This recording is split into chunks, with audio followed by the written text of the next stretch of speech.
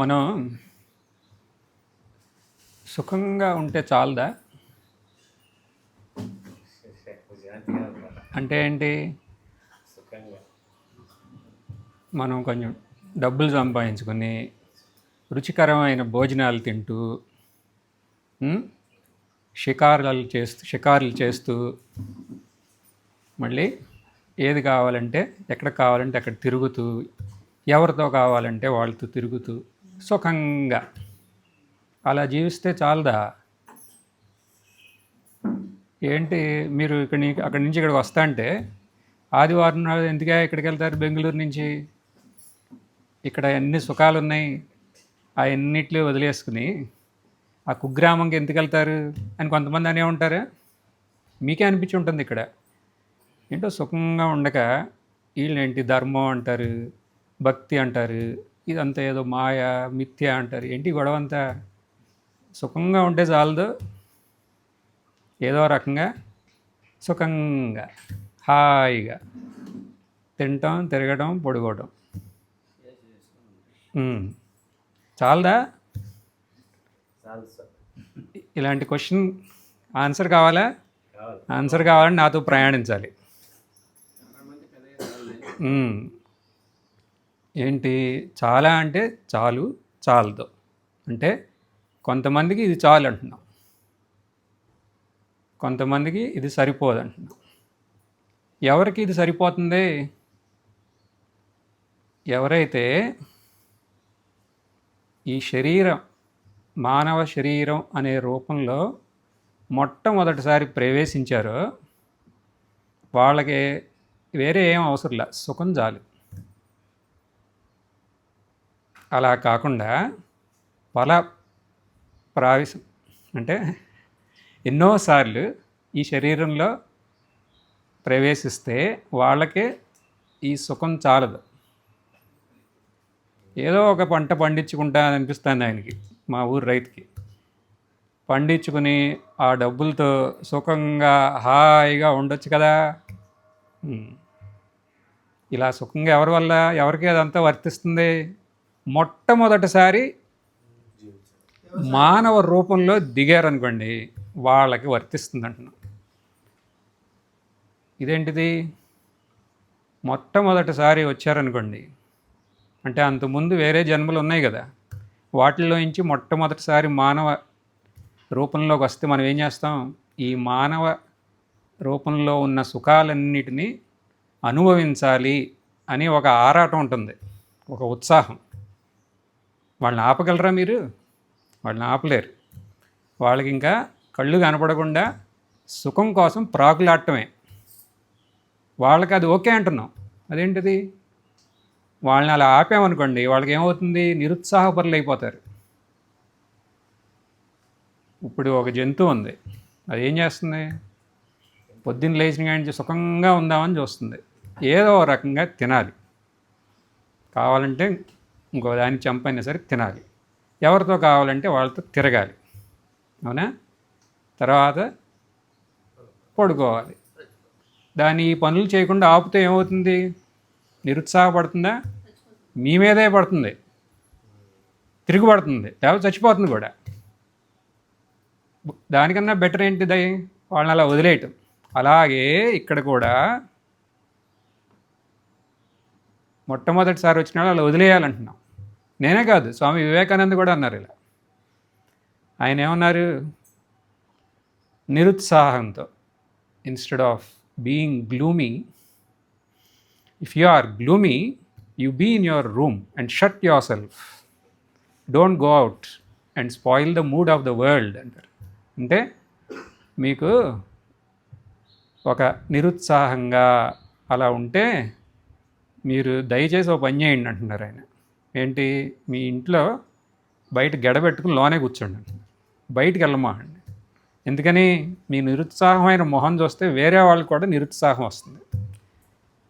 మీరు సంతోషంగా ఉండగలిగితే అప్పుడు బయటికి వెళ్ళి ఆ సంతోషాన్ని వేరే వాళ్ళు ఎలా అనుభవించి అది చెప్పండి, అప్పుడు ఉపయోగం అంటున్నారు. అంటే దాని అర్థం ఏంటి? సుఖంగా ఉండండి అంటున్నారు ఆయన. కానీ ఇది అందరికీనా? కాదు. మొట్టమొదటిసారి ఈ మానవ శరీరంలో ప్రవేశించిన వాళ్ళకి, వేరే వాళ్ళకి కాదు. వేరే వాళ్ళంటే ఎవరు? అనేక జన్మలు. సరే, ఇప్పుడు మనం మొట్టమొదటిసారి ప్రవేశించామా, లేకపోతే అనేక జన్మలు ఈ మానవ అవతారం ఎత్తామా? తెలుసుకోవాలి. అది ఎలా తెలుసుకుంటాం? తెలుసుకుందాం ఇవాళ. మానవ జన్మం ఎత్తక ముందు మనం ఎన్ని రకాల రూపాల్లో బయటకు వచ్చామో తెలుసా? మానవ రూపంలో రాకముందు 80 లక్షలు. ఎవరంటున్నారు? పద్మపురాణం ఏమంటుంది? పద్మపురాణం 20 లక్షాణి స్థావర 20 లక్షాణి జలజ నవలాక్షిణ్యం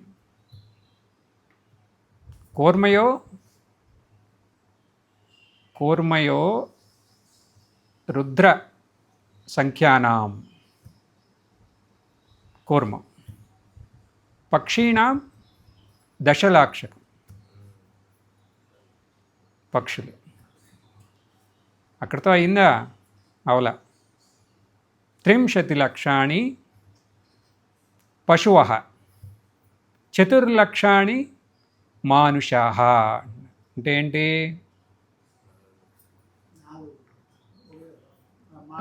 లక్షలు. ఇది మొత్తం కలిపితే 84 లక్షలైనవి. మొదట ఎలా ఉన్నాం మనం అందరం? ఎలా? ఇంకా ఫస్ట్ వృక్షాల్లాగా ఉన్నాం. ఎన్ని లక్షల వృక్షాల రూపంలో మనం ఇక్కడికి వచ్చాం? 20 లక్షల.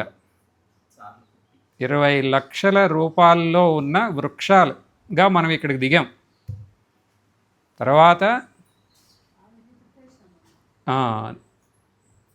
నీరులో ఈత కొడుతూ ఉన్నాం. జలజ. అది ఎన్ని లక్షలు? 9 లక్షలు.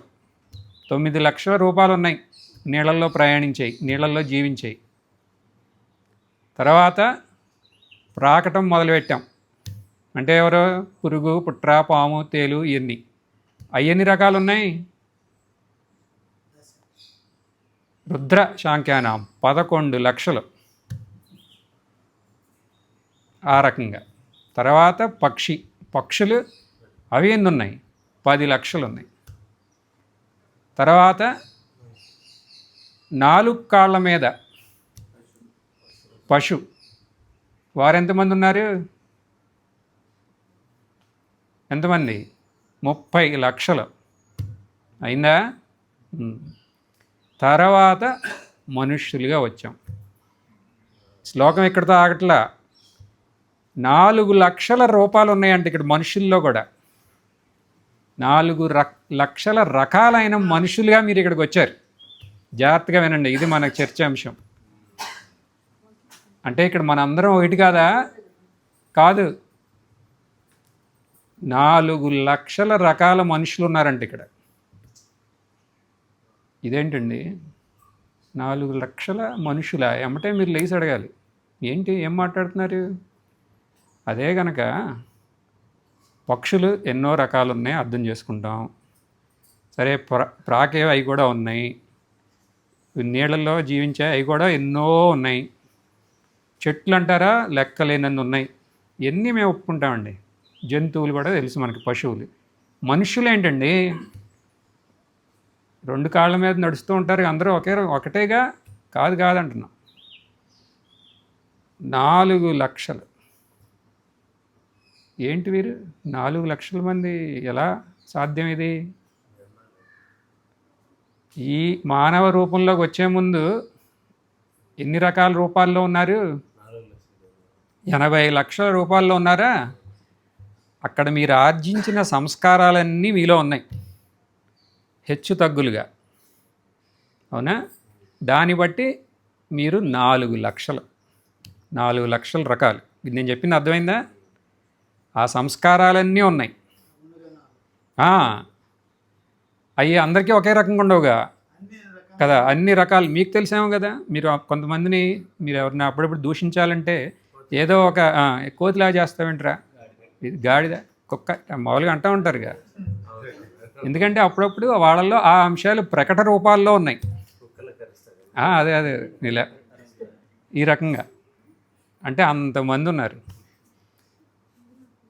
ఇప్పుడు వీళ్ళు 4 లక్షల రూపాయల్లో ఉన్నారు, కానీ అందరూ అలా కాదంటున్నాం. ఈ రకంగా ఈ పశు సంపద ఎక్కువ ఉన్న, పశు సంపద ఎక్కువ ఉంటే గవాళ్ళకి ఆవులు ఎక్కువ ఉన్నాళ్ళు అనుకోమండి. అంటే ఈ పశువు అంటే ఇక్కడ ఏంటి, జంతువులు. ఈ జంతు సంస్కారాలు ఎక్కువ ఉన్న వాళ్ళందరికీ మనం ధైర్యంగా ఒకటి చెప్పొచ్చు, సుఖంగా ఎలాగోలా జీవించవయా అని చెప్పొచ్చు. ఎవరికే? వీళ్ళకే. కానీ ఇది అందరికీ వర్తించదు అంటున్నాంగా. మరి ఎవరికి ఇది వర్తించదు? ఇది మనం స్పష్టంగా తెలుసుకోవాలంటే వివేక చూడమనిలో ఒక శ్లోకం చూద్దాం. జంతూనాం నరజన్మ దుర్లభం పుంస్త్వం, ఇంకా అతో పుంస్తం తతో విప్రత తస్మాత్ వైదిక ధర్మ మార్గ విప్రత విద్వత్వం అస్మాత్ పరం. ఏమంటున్నారు ఇక్కడ? 4 రకాల వాళ్ళు ఉన్నారు, వీళ్ళకే ఇది వర్తించదు. ఏంటి? ఏదో రకంగా సుఖంగా జీవించండి అంటున్నామే, అది వర్తించదు వీళ్ళు నలుగురికి అంటున్నాం. జాగ్రత్తగా ఏమనండి, తర్వాత అసలు మీరు ఎక్కడున్నారు ఏంటి అని ఒక్కొక్కరిని అడుగుతా. నలుగురు వీళ్ళకి వర్తించదు అంటున్నారు. అంటే వీళ్ళ నలుగురిలో పశు సంస్కారాలు లేవంటున్నారు. ఎవరు వీళ్ళు నలుగురు? పుంసత్వం అంటే ఏంటి? పుంస్త్వం అంటే ఎవరైతే ఏదో ఒక రకంగా సుఖంగా జీవించుదామని అనుకోరు వాళ్ళు. ఏదో రకంగా అంటే వేరే వాళ్ళకి హాని చేస్తూ అలా అనుకోరు వీళ్ళు. మరి ఏంటిది పుంస్త్వం అంటే? వాళ్ళు సత్యంగా అహింసగా వేరే వాళ్ళని హాని చేయటానికి వెళ్ళరు. ఏదో రకంగా డబ్బులు సంపాదిద్దామని అనుకోరు వీళ్ళు. వాళ్ళ సహధర్మచారినితో వాళ్ళు ఎలా ఉంటారు? చాలా విశ్వాసపూర్వకంగా వాళ్ళతో జీవిస్తారు. అవునా? వీరు ఎవరో ఎలాగోలా సంతోషంగా సుఖంగా ఉండండి అనే దానివైపు వీళ్ళకి వర్తించదంటున్నాం. పుంస్త్వం అంటే వీళ్ళు. తర్వాత నెక్స్ట్ విప్ర అంటే ఇప్పుడు మన సమాజానికి ఉపయోగపడే అర్థాలు మనం చూద్దాం. ఇక్కడ విప్ర అంటే ఎవరు? ధర్మం అంటే ఏంటి, అధర్మం అంటే ఏంటి అనేది స్పష్టంగా గ్రహిస్తారు వీళ్ళు. గ్రహించి ధర్మ మార్గంలోనే వెళ్ళటానికి వీళ్ళకే ఉత్సాహం ఉంటుంది, వీళ్ళకే వర్తించదు అది. 2 తర్వాత 3 వైదిక ధర్మ మార్గ పరత అంటే ఏంటి? ఇక్కడ వైదిక ధర్మ మార్గం అంటే ఇప్పుడు ఈ రోజుల్లో అంటే నిష్కామమైన భక్తి, నిష్కామ సేవ.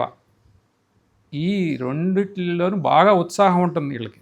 జాగ్రత్తగా ఉండండి. నిష్కామమైన భక్తి, ఈశ్వరుడు ముందుకెళ్ళి లెక్క తీయటం కాదు, ఇదిగో ఇవన్నీ నాకు ఇవ్వని. నీకేం కావాలయ్యా? నాకు వ్యాపారంలో ఒక 10 కోట్లు లాభం రావాలి. సరే, నాకేమిస్తావు? ఇదిగో ఈ డజన్ అరటిపళ్ళు ఉంచుకో అంటారు. ఏమైనా అర్థం ఉందా? ఇది ఇదేంటండి, ఇది నిష్కామ భక్తా సకామ భక్తి? వీళ్ళు అటే వెళ్ళరు. వీళ్ళు నిష్కామ భక్తి, నిష్కామ సేవ. ఏమన్నా చేస్తే పరోపకారంగా ఏమన్నా చేస్తే ఇక ప్రదర్శించరు, మా వల్లే అయిపోయింది అని. అంతా ఆ ఈశ్వరుడి వల్ల అయిందనుకుంటారు. వీళ్ళెవరు? వైదిక ధర్మ మార్గ పరత. వీరికి వర్తించదు అది. తర్వాత విద్వత్వం అంటే వీళ్ళు ఏం చేస్తారు? వీళ్ళు అసలు సత్యం అంటే ఏంటి, అసలు ఆనందం అనేది ఎక్కడుంది, ఈ ఆనందం నాలోనే ఉందా ఏంటి అనేది వీళ్ళకి సంశయం వస్తుంది. సంశయం వచ్చి అక్కడితో వదలరు. ఓ నాలోనే ఉందే అని స్పష్టంగా గ్రహిస్తారు వీళ్ళు. ఇప్పుడు వీళ్ళందరికీ మీరు సుఖంగా ఉండండి అయ్యా అంటే వాళ్ళు మిమ్మల్ని ఎలా చూస్తారు? వీళ్ళలో ఏ జంతువు ప్రబలంగా ఉంది అని చూస్తారు వాళ్ళు. అంతేకాదు వాళ్ళు ఏమంటారు మిమ్మల్ని, ఏమయ్యా సుఖంగా సుఖంగా సుఖంగా అంటున్నావే, దాంట్లో నిజంగా సుఖం ఉందా అని అడుగుతారు. ఉంది కదండి, రండి మా బెంగళూరులో ఐస్ క్రీమ్ తినండి వేసవకాలం, మీకు తెలుస్తుంది అంటారు మీరు. వీళ్ళేమంటారు, బాబు నీకు సుఖం వచ్చే వాటి కోసం నువ్వు పరితపించావా, అప్పుడు నీకు సుఖం ఉందా? లేదు, దుఃఖం ఉంది కదా. అది ప్రాప్తం అవుతుందో లేదో అని ఒక ఆందోళన, అప్పుడు సుఖం ఉందా? లేదు. అది ప్రాప్తం అయిందో అది ఏ నిమిషమైనా పోతుంది, అప్పుడు సుఖం ఉందా? లేదు. అది పోనే పోయింది, అప్పుడు సుఖం ఉందా? లేదు. మరి ఏంటా నీ సుఖం అంటారు వీరు. నీకేంటి ఉంది అక్కడ, సుఖంలాగా అనిపించింది కదా, నువ్వు అశాంతితో ఉన్నావు అంటున్నారు వీరు. అశాంతితో ఉన్నారా? అవును. మేము శాంతిలో ఉన్నాం, శాంతితో జీవిస్తున్నాం మేమేం చేసినా అంటున్నారు వీళ్ళు. వీళ్ళకి వర్తించదు కదా అది. సరే, ఇప్పుడు ఇవన్నీ చూసాం, మనకి తెలిసిందా ఇప్పుడు ఏంటి, మనం ఎక్కడున్నాం అనేది.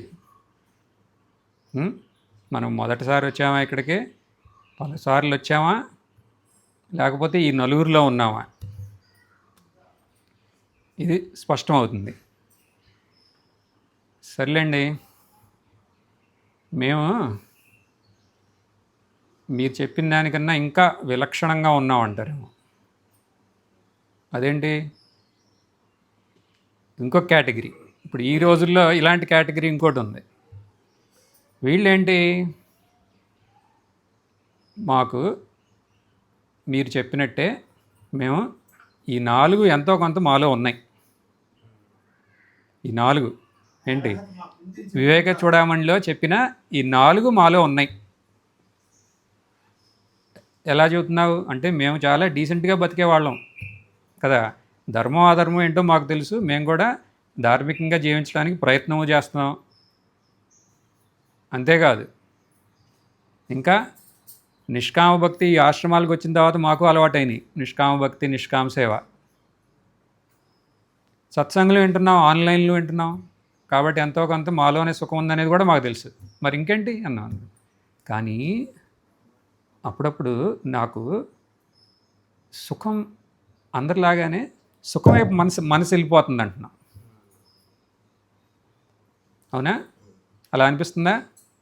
ఇదంతా ఉన్నా అయినా సరే ఏంటో అప్పుడప్పుడు ఏంటి ఇదంతా హాయిగా చూడు, వేరే వాళ్ళందరూ సుఖంగా ఉన్నారు, ఎందుకు ఇవన్నీ కదా అనిపిస్తుందా? అంతే. అంటే ఒకరోజు సత్సంగం వస్తే మళ్ళీ 4 రోజులు రారు. అంటే ఈ ఒకరోజు ఈ 4 రకాల్లో ఒకళ్ళలాగా ఉన్నారు, మిగతా 4 రోజులు ఎలా ఉన్నారు? అలా ఉన్నారు. ఇలాంటి వాళ్ళు ఉన్నారా ఇక్కడ? ఉన్నారు. ఏం ప్రమాదం లేదు. ఎందుకంటే ఈ ఆధ్యాత్మిక మార్గంలో ఎక్కువగా కనబడేవాళ్ళు ఈ కోవకు చెందిన వారే. సరే, ఈ గ్రూప్ కూడా చూసాము ఇప్పుడు మనం. దీని నుంచి ఏంటి విడుగుడు, దీంట్లో ఎలా బయటపడతాం మనం? మార్గం ఉందా? ఉంది. ఏంటి ఆ మార్గం? సత్సంగం. సత్సంగం. సత్సంగం అంటే ఏంటి అసలు? సత్సంగం అంటే ఇక్కడ ఎవరన్నా కూర్చుంటే చేతులు కట్టుకుని కూర్చుంటాం కాదు సత్సంగం అంటే. అంతేకాదు. మరి ఏంటి సత్సంగం? ఎక్కడ మీరు కూర్చుంటే అక్కడ మీకు ఒక ధార్మిక జీవితం అంటే ఏంటి అనే తెలవటం ప్రారంభించిందో, మీకు ధార్మికమైన జీవితాన్ని మీరు జీవించాలి అని మీకు ప్రోత్సాహం ఎక్కడ దొరుకుతుందో అది సత్సంగం. తర్వాత నిష్కామ భక్తి, నిష్కామ సేవకు ప్రోత్సాహం లభిస్తే ఎక్కడ? ఆ చర్చలో, అది చర్చలో అంటే ఆ డిస్కషన్లో అది సత్సంగం. ఎక్కడైతే మీకు మీలోనే ఆ సుఖం ఉందే, ఆ సుఖం లాగా మీరు ఉండటానికి నేర్పే ఒక చర్చ, అది సత్సంగం. ఇది సత్సంగం అంటే. ఈ సత్సంగం ద్వారా మీకు మీలో ఉన్న ఈ జంతు అంటే ఈ పశు సంస్కారాలన్నిటి నుంచి బయటపడే అవకాశం ఉంది అంటున్నాం. జంతు సంస్కారాల నుంచి బయటపడే అవకాశం ఉంది. ఉందా అంటే ఉంది. అలా సాధ్యమేనా? సంశయం వస్తుందేమో. ఎన్ని రకాలు? 80 లక్షల రూపాల్లో మనం దిగాం ఇక్కడికి. అన్ని సంస్కారాలు మనలో ఉన్నాయి. అవన్నిటినీ సత్సంగంతో తుడిచివేయొచ్చా? తుడిచివేయచ్చు అంటున్నాం. ఎలా? ఏంటి ప్రూఫ్ అన్నారు అనుకోండి.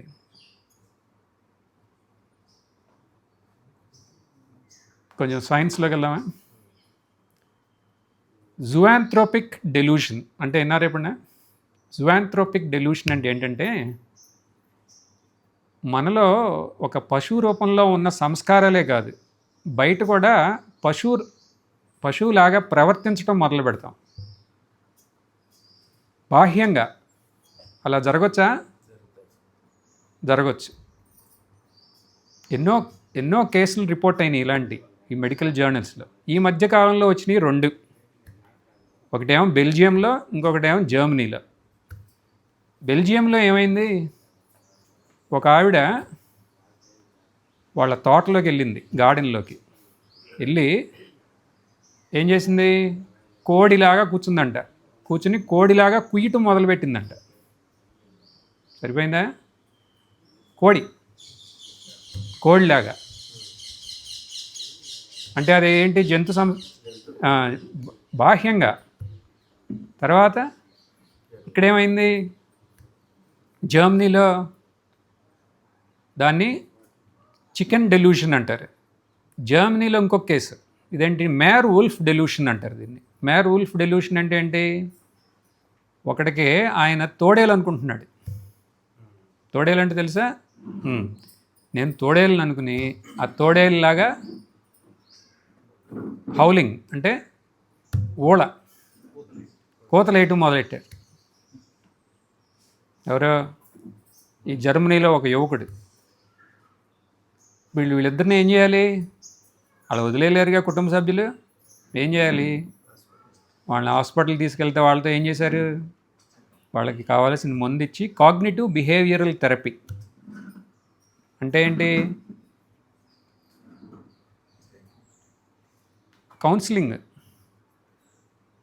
కౌన్సిలింగ్ ఇచ్చారు వాళ్ళకి.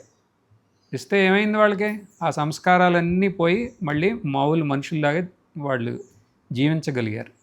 చెప్పిన ఉద్దేశం ఏంటి? బాహ్యంగా ఇంత స్పష్టంగా ఉన్న ఈ పశు సంస్కారాలనే మార్చేస్తా అంటే ఈ కౌన్సిలింగ్ మన లోన ఉన్న సంస్కారాలని సత్సంగం మార్చలేదా? సత్సంగం అంటే ఏంటి? స్పిరిచువల్, ఆధ్యాత్మిక కౌన్సిలింగ్. అది స్పిరిచువల్ కౌన్సిలింగే సత్సంగం. దానివల్ల ఎన్ని మారవు? ఎందుకు మారవు? సత్సంగం వల్ల మారిందేమన్నా ఉందా? ఏమీ లేదు. ఏముందండి, ఎప్పుడు అదే చెబుతారుగా, అప్పుడే ఎప్పుడు అదే చెబుతారుగా అని ఎవరికైనా అనిపించిందంటే వాళ్ళు అసలు ఇంటర్లా ఎంతో కొంత ఇక్కడ అక్కడ కొద్దిగా చదివింది ఇన్నదే లోన పెట్టుకుని దాంట్లో నుంచి బయటికి రాలేకపోతున్నారు. ఇంకా వాడి గురించి కాదు ఇక్కడ నేను అనేది. ఈ కావాల్సిన శ్రద్ధతో సత్సంగం అంటే సత్సంగం సాధించలేనిది ఏమీ లేదు. ఇప్పుడు వరకు ఆధ్యాత్మికంగా ఎవరైనా ఏమన్నా సాధించారంటే దానికి కారణం ఏంటి? సత్సంగమే. సత్సంగం వల్లే. ఏం చేస్తుంది సత్సంగం? చూసాంగా ఇందాక, ధార్మికమైన జీవితం అంటే ఏంటి అని తెలుసుకుంటానికి మనకు ప్రోత్సాహం ఇస్తుంది. అంతేకాదు, కర్మ అందరం చేస్తాంగా, దాన్ని కర్మ యోగంలాగా ఎలా చేయాలి అనేది మనకు నేర్పుతుంది. కర్మ మనకేం చేస్తుంది? మనం ఉన్న సంస్కారాలతో మనం జీవిస్తాం అంతే. కానీ కర్మ యోగంలాగా చేస్తే, ఈశ్వర అర్పణం ప్రసాద బుద్ధితో చేస్తే అప్పుడు ఆ సంస్కారాల నుంచి మనం బయటపడతాం. భక్తిని భక్తి యోగం చేస్తుంది. భక్తి యోగం అంటే ఏంటి? మీరు చేసే ఆ భక్తి పరమాత్ముని వైపు తీసుకెళ్తా అంటే, నిజంగా పరమాత్ముని వైపు తీసుకెళ్తా అంటే దాన్నే భక్తి యోగం అంటారు. కానీ మన యొక్క భ్రమలో మనం కూరుకుపోతే దాన్ని భక్తి అక్కడే సకామంగా ఉండేది దాన్ని భక్తి యోగంగా మారుస్తుంది. జ్ఞానాన్ని జ్ఞాన యోగంగా. ఏంటిది జ్ఞానం, జ్ఞాన యోగం?